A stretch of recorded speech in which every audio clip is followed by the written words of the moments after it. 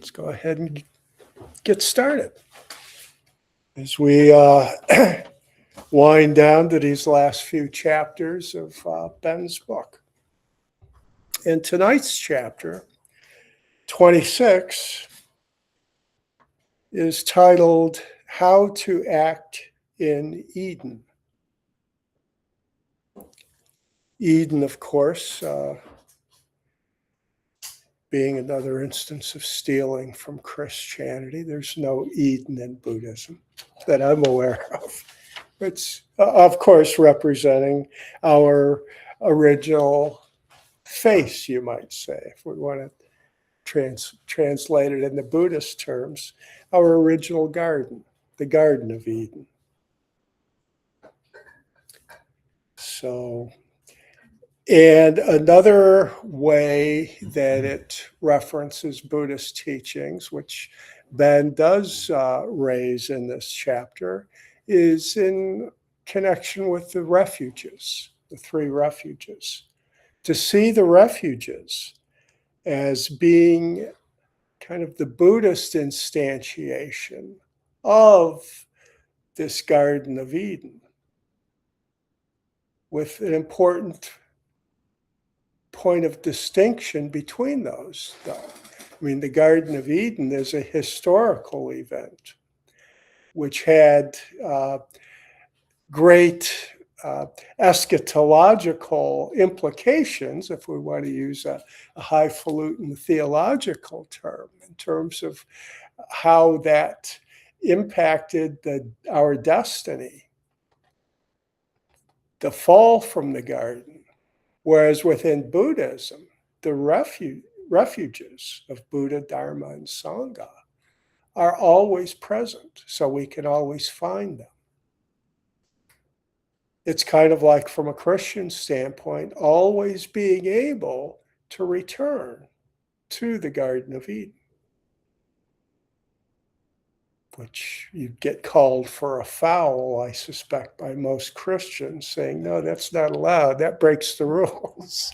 You can't do that. But in Buddhism, we can.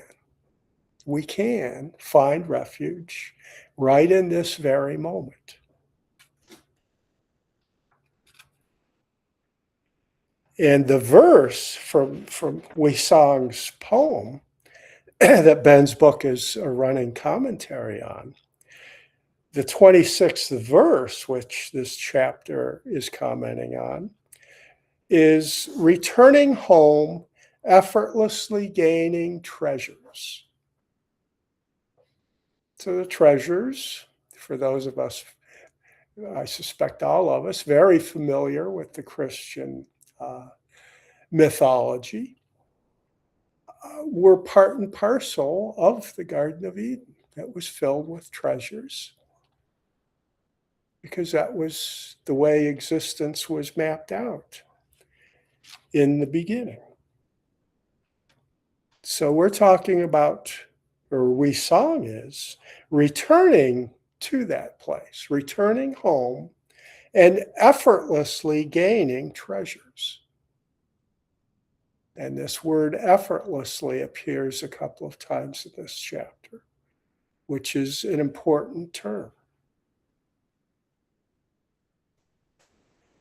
It's largely derived from Taoism, this sense of effortlessness, which comes from being one with the Tao, with the way.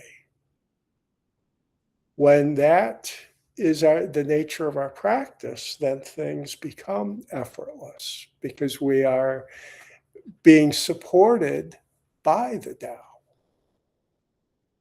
Or in Star Wars terminology, the Force is with us, and we are with the Force. Very similar. Very similar, I think. That's where the effortlessness. And in Taoism, the Chinese term that was used to designate that was Wu Wei, W-U-W-E-I, Wu Wei. And that's the way Zen practice, perfected Zen practice, feels. Initially, it feels like pretty intense, strenuous. But when it becomes perfected, and an important aspect of that is that we recognize, rather than trying to attain something external, we're simply settling into this moment right here and now. Now, it does feel effortless to be in this moment. Where else could I be? So I don't have to struggle to be in this moment. It's my nature. My true nature is always to be right here, right now. But yet we spend most of our lives not having that recognition. So we're trying to get some other place. Be somebody else, rather than being who I am right here, right now. That's Wu Wei. Just as you are, perfect and complete, as Suzuki put it. That's it. Doesn't get any more effortless than that, right?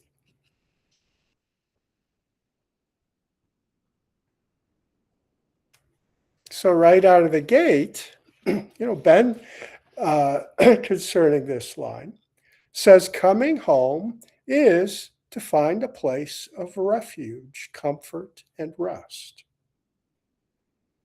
And to see how our practice falls into this description, how we find refuge through the practice. And the practice can be summarized by Buddha, Dharma, Sangha. Buddha means to be awake. It's not some piece of statuary. It's not even some individual that lived 2,500 years ago. Buddha, quite literally, simply means awakening. So to live an awakened life is to take refuge in Buddha. So what we're basically saying is take refuge in reality. Awaken to things as they are right here, right now. Give up the dreams that are referenced in what we chanted tonight. The dreamer awakens. Wow. The dreamer takes refuge in Buddha. That's the dreamer awakening.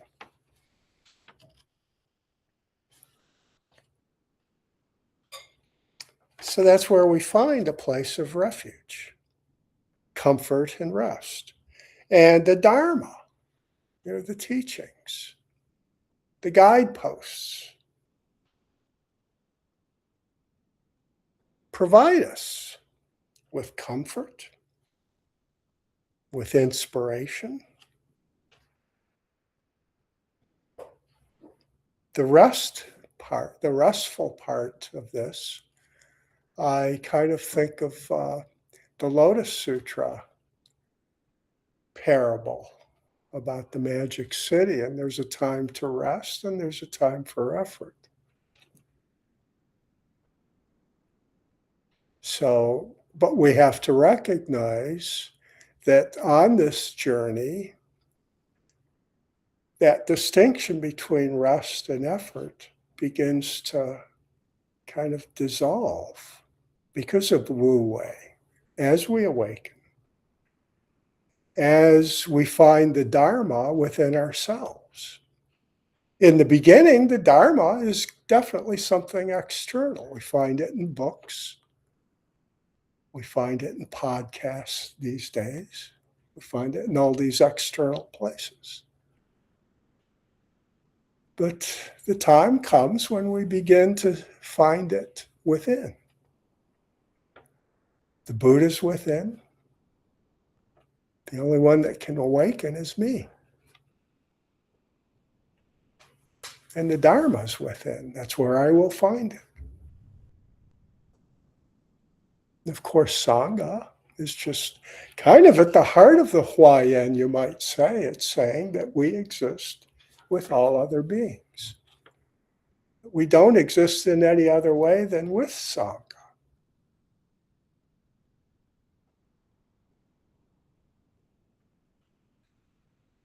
So it's an interesting thought, given where we seem to be at in terms of the zeitgeist in our time, in terms of Sangha. How do we see ourselves within the world? Of course, we see ourselves, and this is setting aside what's going on in Gaza, Ukraine, the Middle East, setting all that aside. We were already at war with ourselves, with each other. We've been in a state of war. So it shouldn't be surprising that it's actually become more overt and it's out in the open now. But why is that?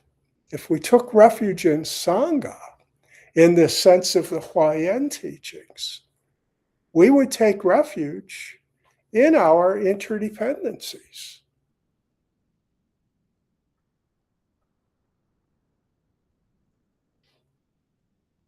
And we've lost that totally.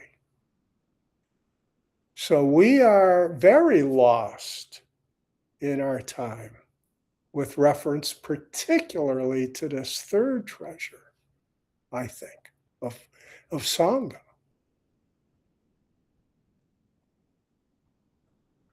Taking Sangha in its broadest sense, its Huayan sense of vast interdependence. We can't see that at all because of the impact of the poisons on our lives, especially anger and hatred, but certainly supported by greed, lust, and all fueled by delusion.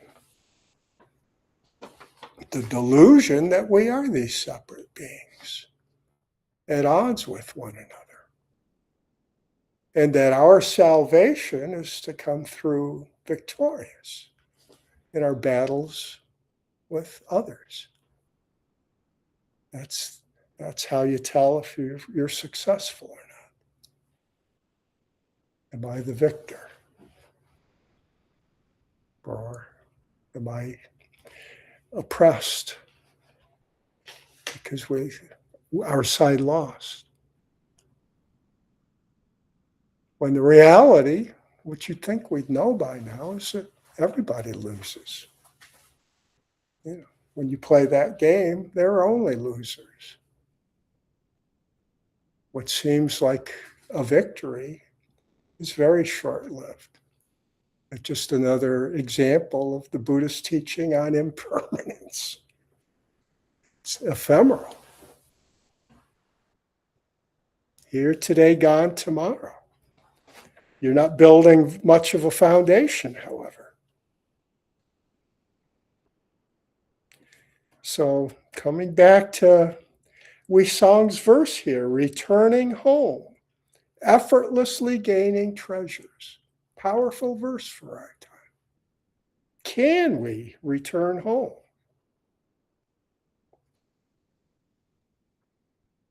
It speaks to all the traditions.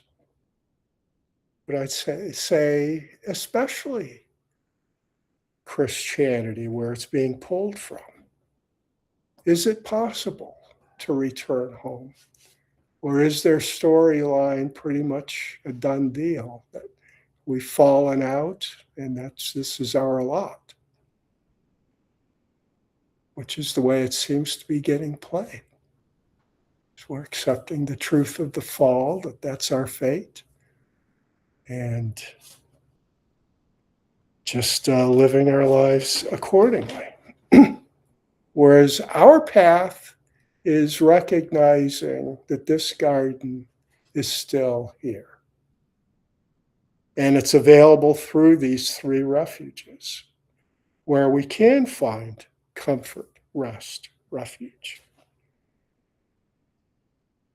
not only us, so it's not a zero-sum game, it's everybody, it's there for everybody. Back to the Lotus Sutra uh, parable about the Dharma rain. It falls everywhere. The Garden of Eden is everywhere. We need to appreciate that fact and live accordingly. The title of Ben's chapter, How to Act in Eden. First, we have to see we're in Eden, and then how would we act if we did see that? And I'd like to think it certainly wouldn't be the way we're currently acting. We as a global society, which is, as Huayan teaches us, interdependent. So when we're bombing others, we're bombing ourselves. We think we'd understand that by now. We destroy others, we're destroying ourselves.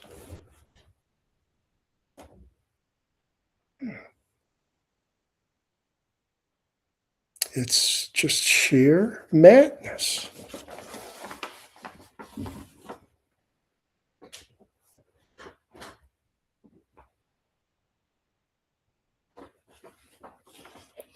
It truly is.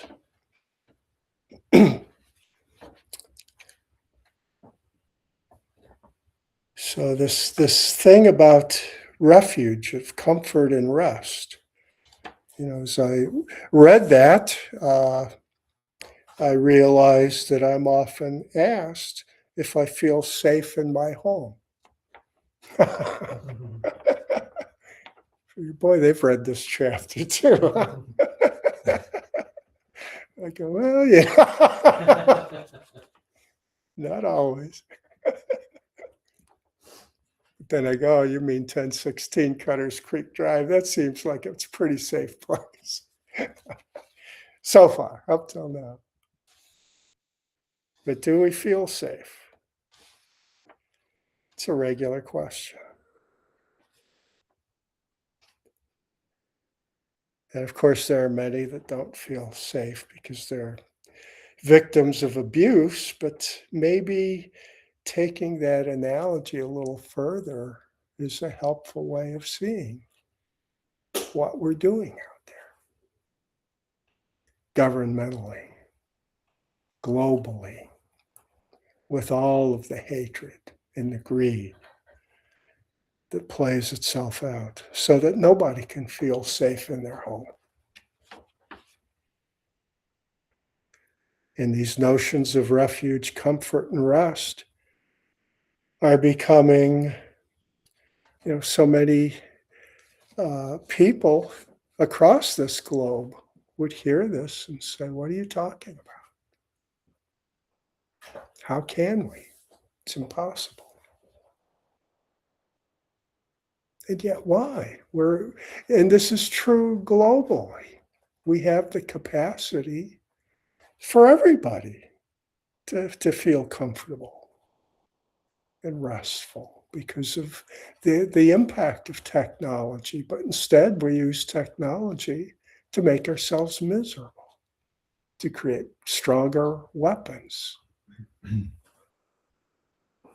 to continue to use fuels that generate global warming, to make life more and more challenging for greater numbers of people. Is this how to act in Eden? It's madness.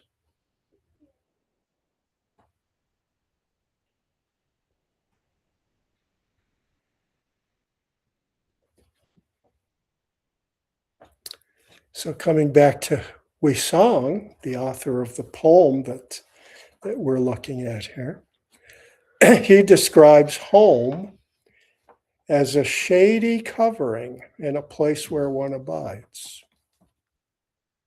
Of course, shady's taken on new connotations for us. I don't think that's what he meant by a shady covering. He meant quite literally as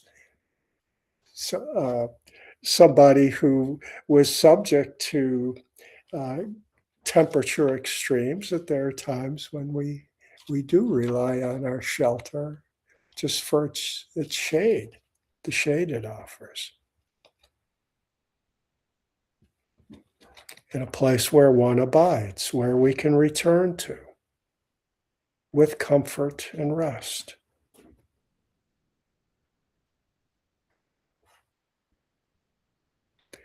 So to look at our lives as being our home.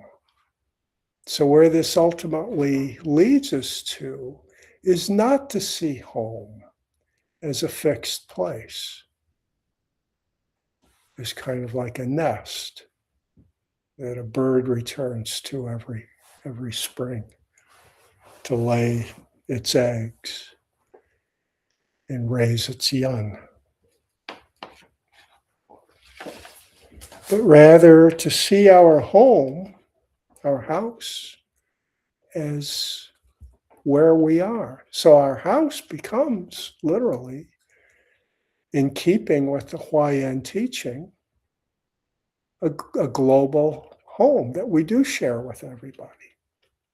Kind of at the heart of ecological studies, to see this planet as our home, not just a particular address in a particular neighborhood, in a particular town and state and country,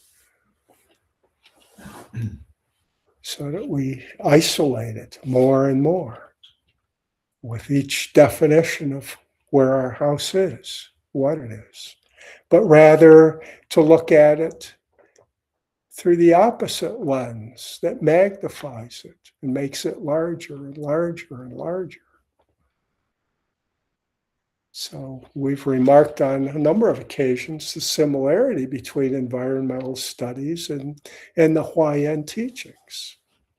And here's where they really come together, I think, so nicely with this sense that it's our home is really the entire web. So that while moving from one particular house to another can feel kind of transitional and can take some adjusting to, but yet we could also recognize that it's really just kind of, as Uchiyama would put it, changing the scenery of our life, quite literally. But our life, at its core, doesn't change. Doesn't change. We may find that we have different external circumstances.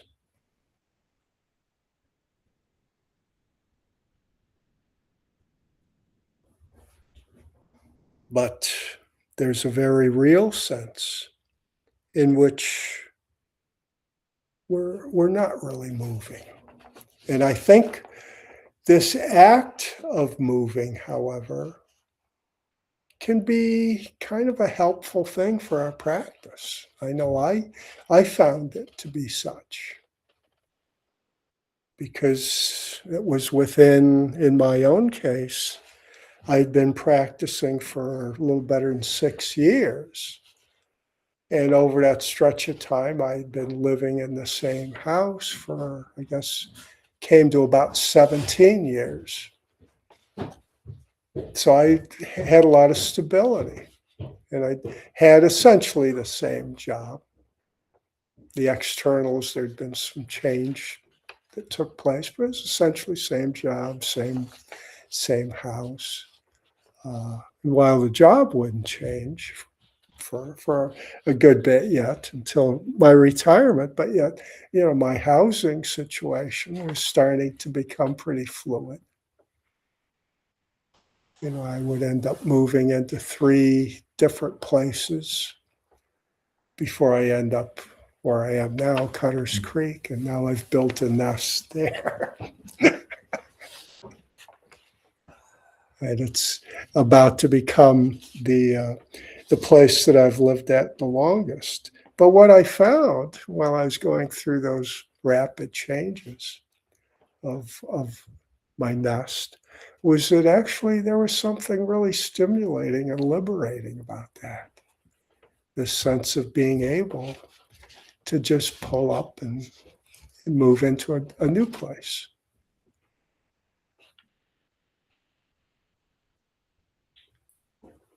So I think that can be a very helpful thing. And Ben talks in this chapter about how in our Zen tradition, priest ordination is known as home leaving. And yet there aren't that many priests that actually are leaving home to go into a monastery. For the most part, there's no home leaving involved. And yet, this ability to let go of things that we might consider a home for us, patterned ways of being. So home is more than just a place, certainly. But early Buddhists, Ben tells us, left home to travel northern India on foot with no fixed abode. And that calls to mind Jesus and his disciples. They left home and traveled with Jesus. And to make it more contemporary, although this was granted a Hollywood film from back in the late 30s, maybe in the early 40s, but it was a real charmer. It was about a Protestant minister. The title of the film was One Foot in Heaven, and the minister was played by the actor Frederick March, who back in his day was quite an item. And it was about his constant moving, being reassigned to one new congregation after another, and he has a wife and a family and all of that, which of course the disciples or these Indian monks, the early Buddhists who were traveling on foot, they didn't have all that. So in a sense, the Frederick March character was way more impressive. He's constantly moving. He'd get a call from the governing body of the church, and off they'd go. He'd feel like he was making progress somewhere. Even have a new church be built, and he gets the call. It's time to go. It's a really powerful film in this very sense of home leaving, so that we take our practice with us wherever we are. And the external circumstances aren't of all that great a consequence. It's again these three refuges that we always bring with us: Buddha, Dharma, Sangha.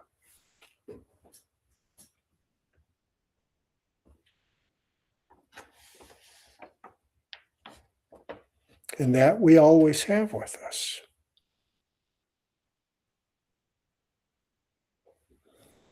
And through this practice, we come to find out that there's so much we can leave behind, as Ben points out.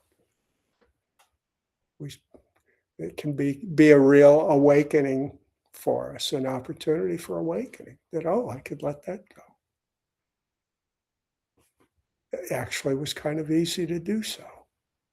So when the causes and conditions create scenarios where we're letting things go, they're Dharma gates, clearly. Go through them. Let go. and come back to the three refuges: Buddha, Dharma, Sangha.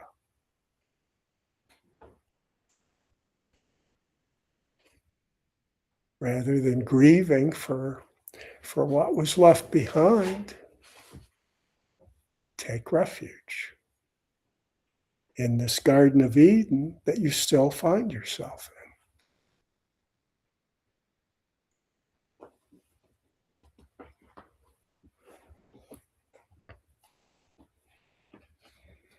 And hearkening back to the Suzuki teaching I mentioned earlier, that we're all perfect and complete just as we are. Ben expresses this by saying there is so much to come home to, for this moment is always complete. The suchness of each thing, which is part of the Huayan teaching.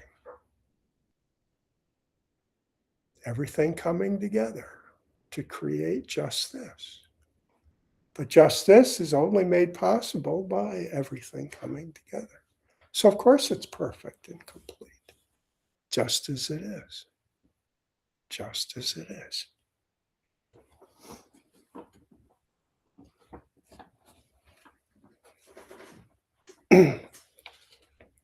And this thing, the danger we have to look at in terms of refuge is it sounds kind of quietist, like we're passive, we don't do anything. So it's important that Ben makes a comment such as this one. Having come home, you should not just sit around, but instead go out and till the fields of merit for others. And I might amend that a little bit. That's not about self or others. It's just tilling the fields of merit, but even recognizing the emptiness of that, so that you're not attaining something. It's simply, that is how to act in Eden. So I think his phrasing it that way is helpful to kind of nudge us into that Maha, the greater insight into our true situation. So that we certainly go out and till the fields of our lives. It is active. That's the nature of things. We are alive. We have the power of locomotion, and we're constantly going out, doing this, that, and the other thing. It's required for our own survival. And cooperating with others is required for our mutual survival. These are lessons that we learned early on in our evolution. And yet we seem to be losing sight of them all of a sudden because of this madness of self that seems to be just superseding any notion of being part of a greater community. In fact, it becomes kind of disheartening to see that the only community that seems to matter anymore is the community that's all about just accumulating more and more power to become self-perpetuating as a separate community and protecting their isolation rather than supporting all those from whom they receive support. Because even those folks are dependent upon the vast global web. There's no escaping it. Sorry, folks. It's just the way things work. That's taking refuge in Buddha and awakening to see how things are. And the Dharma. and the Sangha, all rolled into one, is the Great Awakening, the true nature of reality.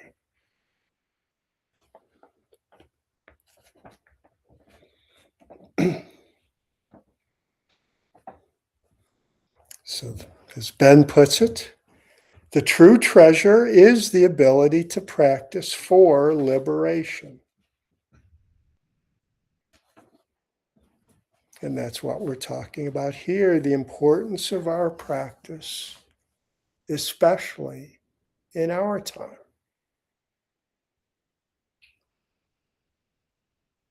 This practice for liberation.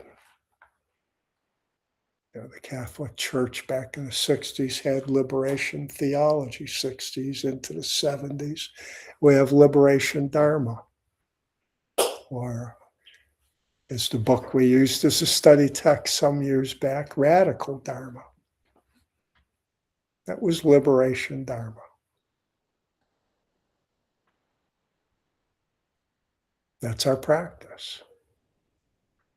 So it has to, from that standpoint, we can look at this notion that Thich Nhat Hanh kind of set in motion of engaged Buddhism, and it's the most natural thing. It's just liberation Dharma. That's what the Dharma is to liberate. And that there is so much delusion, so much dukkha, that the world is just literally back once again to the Lotus Sutra. It is the burning house, the house on fire. And it's this world that's on fire in many different ways, whether it's bombs falling out of the sky or rising temperatures.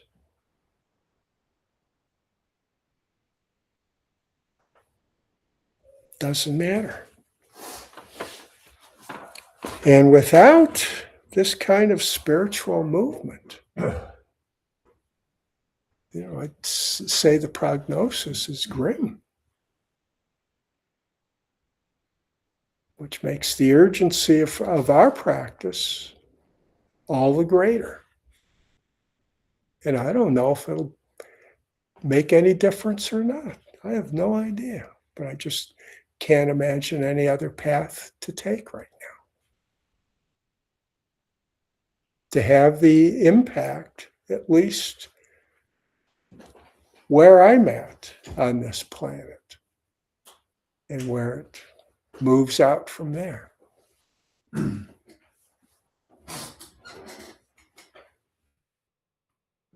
And to continue to teach and to apply these old teachings to current forms of dukkha in hope that it can nudge things forward.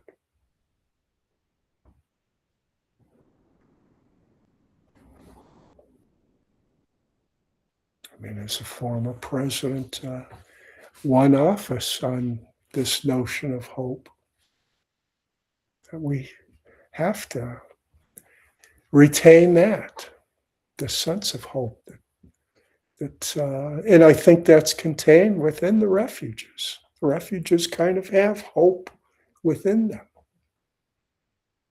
They stop functioning, it seems to me, if they don't have hope. Hope for awakening, for self and others. And hope for the continuation of the teachings that lead to that. And for a greater awareness of Sangha, of interdependence. It's vital, simply vital. How to act in Eden.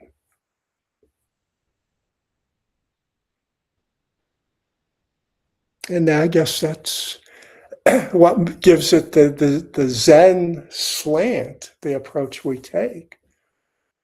is that we're trying to convince folks that actually we are in Eden. So damn it, act like it. Wake up and look at what we do have. And then ask, what are you gaining by all these economic hardships that you impose on others, by all the military action you take against others, by your attempts to just like a cancer grow and grow and grow, while all the living tissue around you suffers as a result. Do you understand how cancer operates, basically? Do you see the similarities?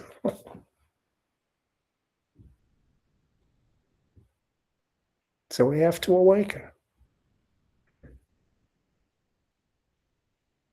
Yeah, the good news is, we are living in these beautiful times with so much potential, so much possibility. But the flip side of that is, unless we really do awaken, that's going to make the biblical fall look pretty. It really missed the sense of urgency. This is the fall with the capital F, bold face. This is the fall.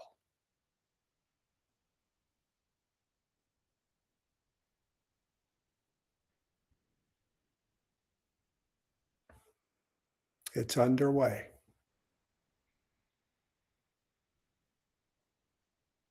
So the need for awakening is urgent. The need for refuge.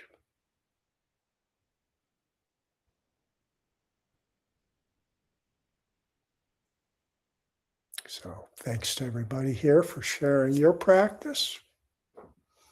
It's a huge support to me. I couldn't do my practice without everybody else. And you're coming and doing this. So thank you. And I will bow out and open the floor up.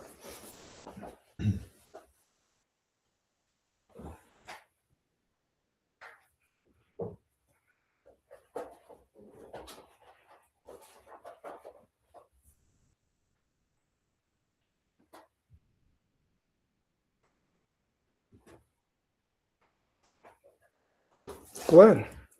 Just want to point out a phrase that he used that I thought was really powerful. Cool. Page 170, kind of right in the middle of that page, where he's talking about the Buddhists who left home with no fixed abode. Mm-hmm. And then for contemporary times, right? In Buddhist practice, we leave the rickety home of fixed ideas to come home to what is right here. Yeah. I love that image of the rickety home. It's like this hastily constructed lean-to, right? That really doesn't have any kind of lasting substance. And it's something we're constantly propping up and keeping. Yeah.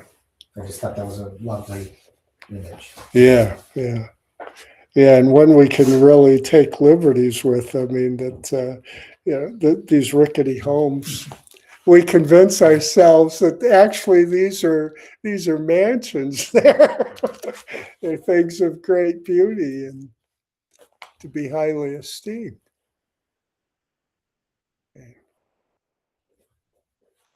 I don't know. It's interesting. Very interesting.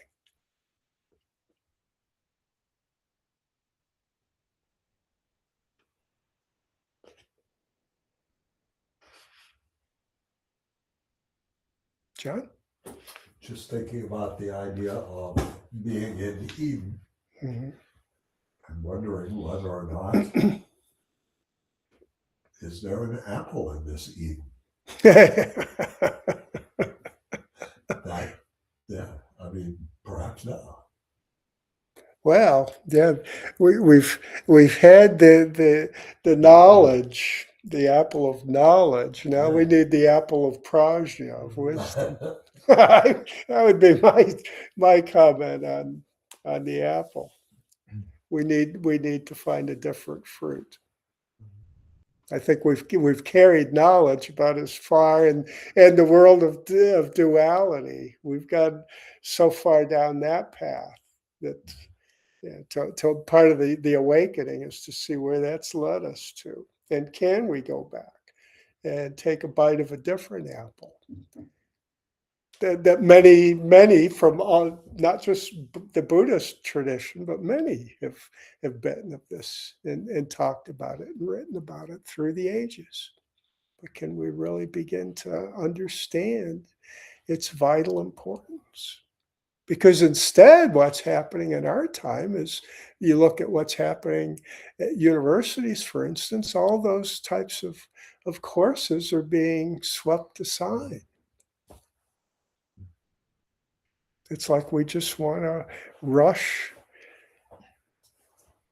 into this fate that seems to be calling us. It was good to see Anthropic kind of turn the corner on that a little bit, but they're like a lone ranger out there. Where's everybody else? Yeah. They need way more support at a number of different levels to keep moving that way, which again just points to why people like Stephen Hawking thought our greatest danger was AI. In spite of all the dangers we see around us, it's like, oh my God, there's one worse than those. And I tend to still think he kind of was pretty insightful with that. I feel much the same way. I think AI just really takes it. It gets us there so quickly.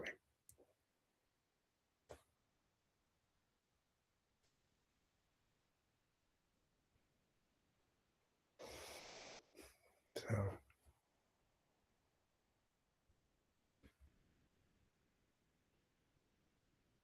yeah.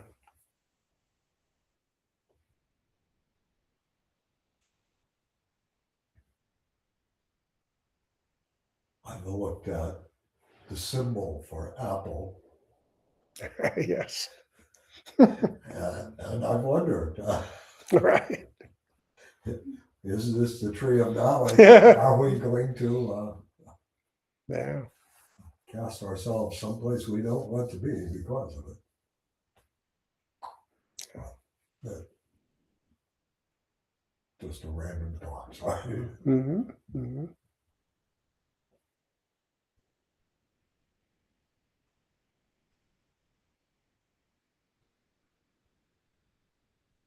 Yeah.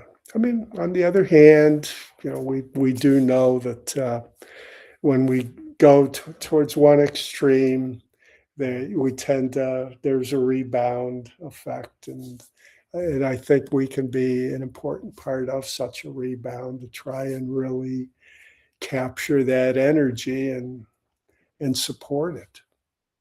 So I don't want to sound overly bleak. I think people are looking for a sense of connectedness. And sure, some of them are trying to find that down different avenues like chat bots and what have you. But some are also actually seeking for something a little more authentic, organic.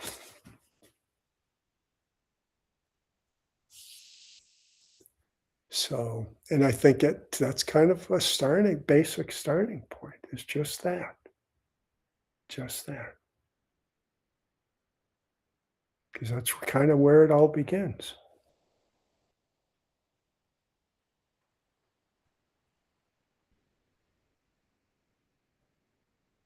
So that answer, how to act in Eden,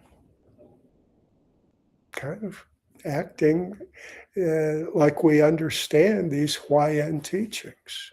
our interdependence.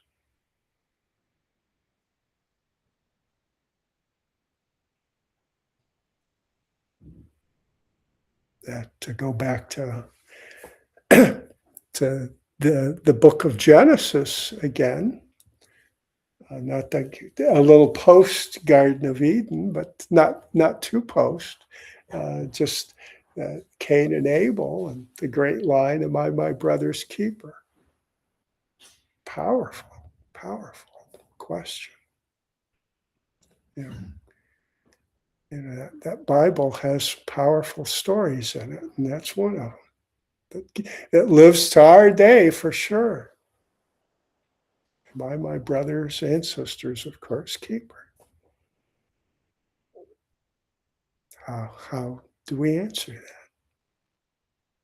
The way the story's told, it's pretty clear where that's headed. But I think, there's a lot of resistance to that because of the primacy of the individual. The fact that the individual doesn't want to be burdened with keeping anything, anybody. Leave me alone.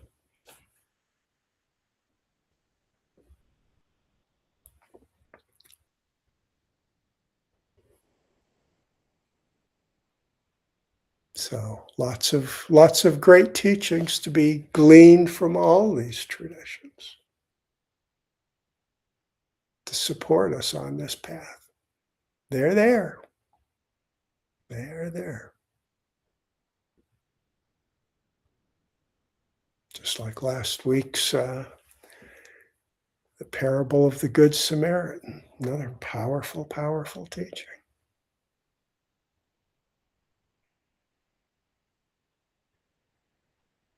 So we're kind of the Samaritans, only instead of one individual, it's a whole world that's kind of at the roadside, suffering grievous injury. So how can we respond?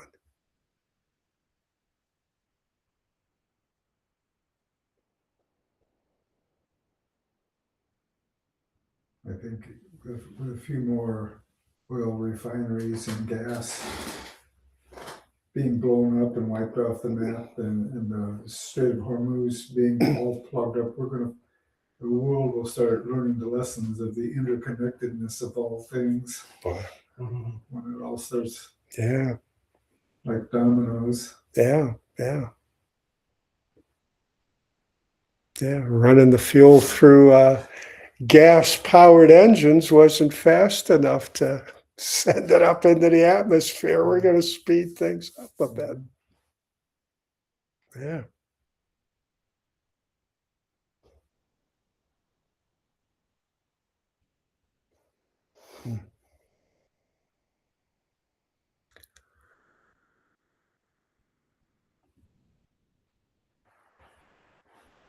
But we just have to keep bringing this message.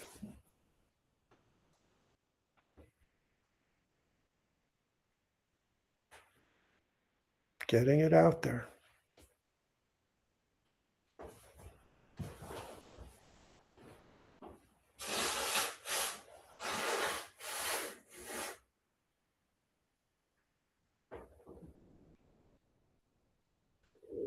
So I wasn't sure how tonight was going to go, but I'm not surprised this was where it went.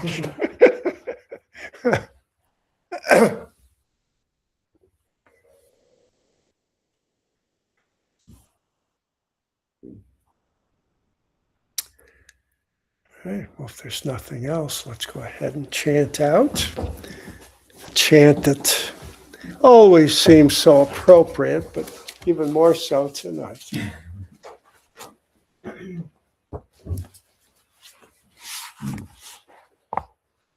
I vow to myself and to each of you to commit myself daily to the healing of our world and the welfare of all beings, to live on earth more lightly and less violently, in the food, products, and energy I consume, to draw strength and guidance from the living earth, the ancestors, the future generations, and my brothers and sisters of all species, to support others in our work for the world, and to ask for help when I need it, to pursue a daily practice that clarifies my mind, strengthens my heart, and supports me in observing these vows. Thank you to Joanna Macy for those beautiful words. So I'll be back on Saturday.